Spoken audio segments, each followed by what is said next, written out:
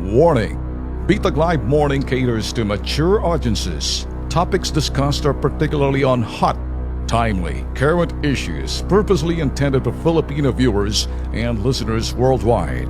Discussions may contain language that may not be appropriate for some sensitive audiences. If you do not approve of the content listed above, please do not watch our videos.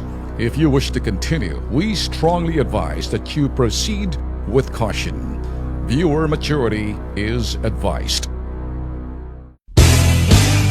Pag may cabinet meeting daw ho si President Digong, and I'm doing si Lenny Robredo, and he would say, quote, not necessarily in verbatim yung aking sasabihin, but sinabi niya, Lenny, if something happens to me, you know what to do.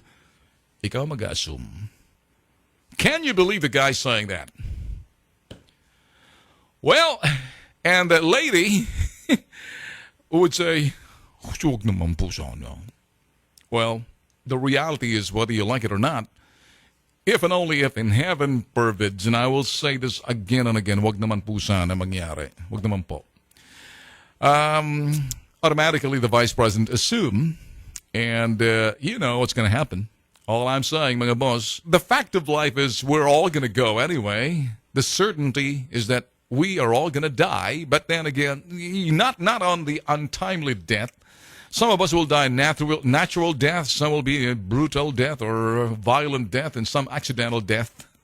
And a lot of possibilities. Sometimes even the President Duterte knows exactly kung saan ang kanyang kinatatayuan. At marami ho talaga nagdadasal ho sa Pangulo ho natin because yung sincerity niya magsilbi sa taong bayan. Sometimes it's funny, sometimes, you know, out of the box ang kanya mga pinagsasabi. But then again, it's not exactly what he's saying. It's what he's doing that's giving more impact. This is the only president na tinitingnan ko ho at analyzing this president, the mindset of this president. The guy is not afraid to die. And he's saying, again, inuulit ko lang, siya rin nang sabi na he might just be the first president na makatikim ho ng state burial, which is for the president. And it's not good to hear that, but sometimes I think it's just talking about the fact of life. Eh, hindi naman ho natin hawak yung buhay natin sa mundong ito dahil, you know, if you're a believer in God, you know that life, hindi mo, the giver and the taker of life is God. And everybody knows that. Unless you don't believe in God, you can always say, wag naman po sana. For those people who's afraid to die is because, you know, they just want to hold on with the uncertainty that you want to live long. Living long for what? It's not how long you live, it's how you live.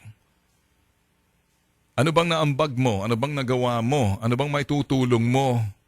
Kung may pagbabagong kinakailang makamtan, maasam-asam ang bayan natin to. That is the nationalist guy talking. It's not me. That's Duterte, the president.